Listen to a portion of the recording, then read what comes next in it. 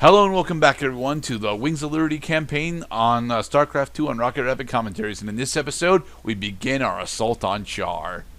Char. Also, we got access to a new mercenary, the Jackson's Revenge. Haha. Let's get down to business. Sure thing, Mr. Hill. Go in here and then purchase the Jackson's Revenge for 80,000 credits. Yes, as Pascal is mentioning, I'll be using specifically War Pigs and Jackson's Revenge for the final mission in the campaign. So yeah, we're not going to see Jackson's Revenge for a little bit, but once we do see it, it is honestly a unit that I wish I had more access to. No, we're not upgrading the Banshee, but yes, upgrade the missile pause and defensive matrix for the battlecruiser. I always tend to forget that we actually had defensive matrix, which is a terrible thing because defensive matrix is one of the power-ups that was in StarCraft 1, just not on the battlecruiser itself. It was actually on the science vessel. All right. Looking to see what else we can buy, because we're no longer going to be getting any credit rewards for the rest of the campaign. So now would be the time to get what upgrades we can get. Displacement field. What else do you want, Pascal? Don't get the flamethrower. You're not going to use it. Probably don't need advanced Neo-steel construction. bunker. Okay, looks like we're getting stim pack, and yeah, we're going to be attempting to get the rest of the infantry upgrades. We fail at this month. No. We actually could get the ones with the Reaper, but we choose not to. Dude, Marine Medic. Stella got her groove back. I freaking love stim pack. I think what I'm looking for tide. here is two different things that cost 80,000. So yeah, there we go. Wraith and Banshee upgrades, despite the fact that we're just objectively not going to use them. I completed this mission and I bought these things with it. What is my reward today? Going to Char, the Everything is gates in of motion to begin hell. The final act, the invasion of the primary Zerg hive on Char.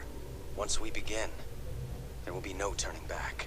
Ensure that you are fully prepared, Commander. Oh? Destiny awaits. And here's a second point of no return warning. Means you can't collect research, money, buy mercs, or allocate research once we touch down on Char. Most other functions actually come with us. So you have to have. So we're going to the Elite Four then. Yep. This is it.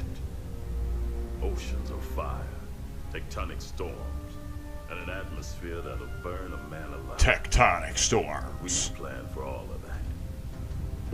You can't plan for the Zerg, General. They ain't gonna fit into your nice, clean timetable.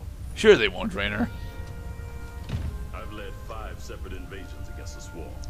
I held the line while you and your terrorist friends hid under a rock. We're all aware of your victories, General. I've invited Commander Raynor here to assist us with any unforeseen contingencies. For example, burrowing Sounds hydralisks. like you got it all figured out, Junior. I have far too much invested in this undertaking to see it fail. This is an aspect of Valerian's character that they just drop after All Wings of Liberty. And to be perfectly honest, it makes sense that they dropped it because they're trying to set up Valerian as the leader of the Terran Dominion once we deal with Manx. So the fact that he loses his cocky edge immediately after Char is a good thing, but it gives him significantly less personality going into the other two campaigns. Secure peace throughout the Dominion. By this act, the people will finally know that I am a worthy successor to you. I love your gumption, son, but you're in way over your head. What makes you think you have the experience She ain't to... alone, Arcturus. Raina, Dun, dun. fished you out of, but even you've got to realize that treacherous bitch cannot be saved. She is not treacherous. Bitch, surely, but she is not treacherous, honestly. I mean, this version of Kerrigan specifically is not. This version of the Queen of Blades, rather, is not treacherous. I find it terribly inconvenient that you continue to complicate my narrative, boy. Prince Valerian, we have Zerg attack waves incoming. while yes, we're invading their planet, and they have units that are capable of star travel without manned units. So, of course, they're already attacking us. Don't fly your battle cruisers that close to each other. I got a battle to win. You know, Battle in real space, in the video game world, you can fly your battle cruisers that close to each other just fine. But in the real world, don't do that. Will someone please send me a goddamn competent helmsman? Teams Bravo, Echo, and Delta have gone dark. Repeat, Alpha has lost contact with all elements. Where's command? I got no support. I got Char coming out of my... They're on fire. They're everywhere. Lost all thruster power. They're coming out of the ground. Behold the carnage of attempting to invade the primary Zerg hive cluster on Char. Why the fuck didn't we do this the slow and methodical way? Told him a frontal assault wasn't gonna work Exactly, Raynor. the whole time. Well, brother, we're alive at least. Looks like the few battle groups that did make it to the surface scattered all over the place. Do you think death is the worst thing that can happen to you here? Infestation. Oh, there are things worse than death. Soon all will start to swarm. She's trying to get in our heads, man. We gotta keep it together. I can't resist. She's We too need to rally as many survivors as we sexy. Commander, Dominion battle groups are still landing all around you, but they're in pretty bad shape and coming under heavy attack from the Zerg. All right. Let's get out there and rescue their sorry butts. We can do that, We need Mr. to pull Raynor. together a real fighting force. Get their sorry butts.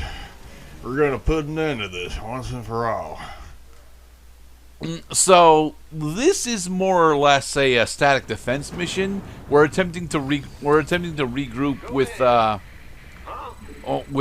forces that are attempting to land down, and all right. I do not dislike this mission, to be perfectly honest. I think that this mission has got a lot of potential in it. Mostly because it allows us to relatively slowly pick up the kind of force that we would normally take a really long time in order to accrue ourselves. Thing is, this mission is very boring to sit through and watch because we're sitting at base for a majority of it, and when we finally do decide to push out, we only need to push out to go pick up the few sources that we care about picking up, and rescuing a Warfield. Although the cutscene we get for rescuing Warfield is very nice. So Nice. but yes, we start off with maximum supply already. Sir, I'm tracking an incoming In space, drop pod. It should no be one landing can close hurt to your position supply. any second.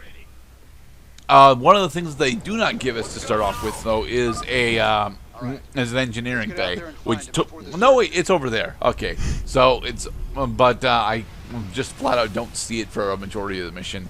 So despite the fact that we are doing Medic Marine again, for our forces that are going to be out exploring, and we don't get upgrades on them anywhere near in time for them to be relevant.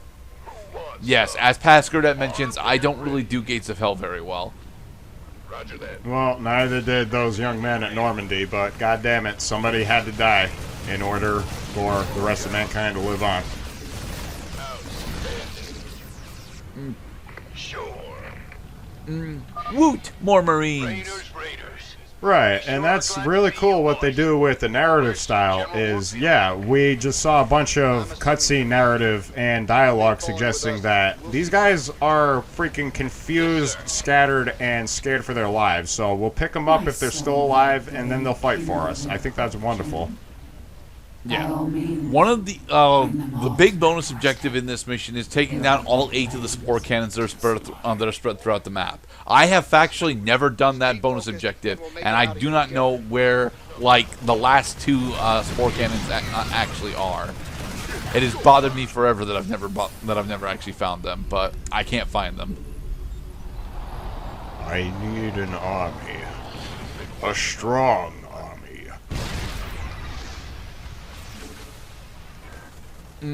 One of the other things that I failed to do in this mission is actually keep a steady supply of medics on hand, because honestly, we should have about 4 medics with our expeditionary force at a time. Thankfully, The game gives us the game actually nets us 2 siege cannons in relatively good spots, as well as some marauders and medics that we can use in order to make sure that make sure that our base remains healthy whilst we're doing expeditionary things. The thing is, this particular siege tank is not really in the best spot, so I'm moving him forward a bit. And the same goes with this particular siege tank. I should actually move him a bit further forward as well. Do you have any idea how difficult it is to parallel park with this tank? It is very difficult because they are so large. This mission does take us 2 parts, specifically because Gates of Hell usually runs about 20 minutes, and we're already starting a bit late. So Base is under attack. Let's move! Oh, affirmative. Well, the game seems to be suggesting we're right on time. Why would they even let us continue unless we were at least doing something right? Looking forward to it. nah, because the game still wants us to play, you know. Oh, no, it doesn't. Oh, no. Because just playing... Let me tell you what just playing is for somebody who grew up in the 90s versus what games expect and have come to expect of their gamers. You get game overs in games. You die in games. You fail in games. But you know what games these days do? They say, oh, well, we don't want you to die. We don't want you to fail. How about you lower the difficulty so that these things don't happen? This Wings of Liberty, I think, is 2011, and by that point we already had Devil May Cry 3, the U.S. release. Of course. So, I don't know. If you do successfully manage to rescue each of the drop pods, there is an achievement for it. Successfully doing it is a bit of a bitch, though. Specifically because several of the drop pods get pinned down by these spine crawlers, and spine crawlers are just absolute murder on infantry focused strategies. This one specifically is really important to me because it's our first factory, so it'll make it so that we actually have the ability to produce Thors. Nice. Get this factory back to the landing zone and get it building. I want this factory up and moving. Through the sky, pronto.